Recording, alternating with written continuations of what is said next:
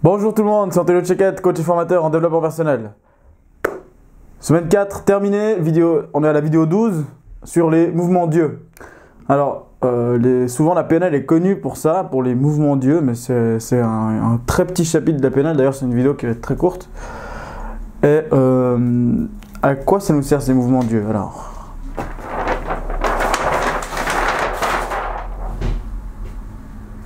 interpréter les mouvements Dieu, c'est vraiment avoir la faculté, donc dès que vous connaissez les mouvements Dieu, vous avez la faculté à définir dans quel canal réfléchit la personne. Donc par exemple, si vous posez une question à quelqu'un, t'étais où hier, la personne va bouger ses yeux d'une certaine façon pour aller chercher l'information. Si c'est une question fermée, comment tu t'appelles, ça je le sais tout de suite, donc je ne suis pas obligé d'aller chercher. Mais une question qui demande un peu de réflexion, vous allez voir que les yeux bougent d'une certaine façon. Alors comment ils bougent? Tout d'abord, on a les yeux qui montent vers le haut. Ça va être surtout le canal visuel, quand vous devez visualiser quelque chose. Oui, qu'est-ce que tu as fait hier à telle heure? Et puis la personne monte les yeux en l'air pour se rappeler visuellement de la chose. Mais on le fait vraiment rapidement, c'est en quelques fractions de secondes. Et c'est inconscient. On ne va pas se voir en train de le faire, mais c'est vraiment inconscient. Et d'ailleurs, sûrement que si vous observez les vidéos que je fais, et puis peut-être même dans celle-ci, vous allez voir que dès que je cherche de l'information, mes yeux bougent d'une certaine façon. C'est justement dans quel canal ils vont aller chercher l'information. Donc visuel, c'est vers le haut. C'est comme dans ces bandes dessinées, un petit bonhomme il a une idée, on lui met les yeux vers le haut avec une ampoule sur la tête, c'est comme ça quoi. Donc ça illustre bien la chose. Ensuite on a l'auditif. Et donc l'auditif, on va tourner logiquement des deux côtés, vers les oreilles. Parce que quand vous tendez l'oreille par exemple, les yeux ils vont où? Ils vont du côté des oreilles quoi.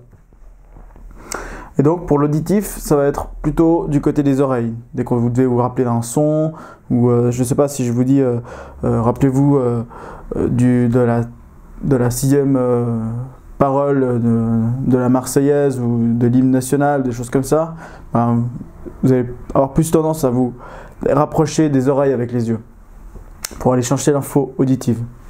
Ensuite, on a le kinesthésique, c'est tout ce qui est le ressenti. Et ici, on a observé que les yeux ont plus tendance à aller vers le bas à droite. Donc on va chercher vraiment l'info kinesthésique dès qu'on regarde en bas à droite. Donc on est plus connecté au ressenti tout simplement. C'est vraiment ça. Et puis ensuite, on a l'auditif interne. Qu'est-ce que c'est que l'auditif interne? C'est la petite voix qu'il y a dans votre tête que vous entendez quand vous raisonnez. Et puis voilà, vous allez voir, dès qu'une personne est un peu perdue dans ses pensées, elle regarde souvent en bas à gauche, comme ça, donc elle est vraiment dans ses pensées, comme ça. Puis elle regarde en bas à gauche. Souvent, vous pouvez observer ça. Bien sûr, ce n'est pas une vérité générale. Il faut prendre ça à 80-20, à 80-20% toujours. Il y a toujours ces 20% qu'on laisse en doute, on va dire. Parce que ça ne marche pas pour tout le monde. Mais ça marche quand même pour pas mal de monde. Ensuite, on peut observer une autre chose, c'est si on est dans le passé ou dans le futur. Donc par exemple, je vais vous inviter à fermer les yeux et imaginez maintenant devant vous une ligne de temps. Et puis de dire spontanément, pour vous, si le futur se situe à droite ou à gauche. Ok, maintenant ouvrez les yeux. Donc, la plupart du temps, les gens vont situer le futur à droite et le passé à gauche. Je ne sais pas de quoi ça vient peut-être de l'écriture, j'ai aucune idée. Mais la plupart du temps, c'est comme ça. C'est aussi possible l'inverse, mais ça joue aucun rôle. Ça va jouer peut-être un rôle sur la direction des yeux. Si les yeux regardent en haut à droite, on est en visuel construction, donc en visuel futur. Et puis si on est en haut à gauche, on est plutôt dans le visuel passé. D'ailleurs, si on doit se rappeler quelque chose, on va plutôt regarder du côté gauche. Plutôt que si on doit visualiser, oui, mais dans 5, dans 10 ans et tout, on sera plutôt du côté droite. Pareil pour l'auditif, pareil pour le kinesthésique. Ça va toujours être, il y aura plus tendance à aller vers la droite pour le futur et vers la gauche pour le passé.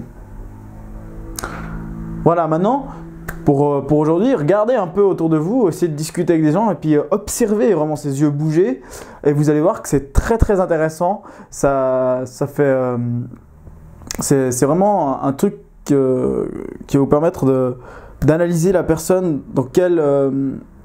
d'analyser dans quel canal elle est.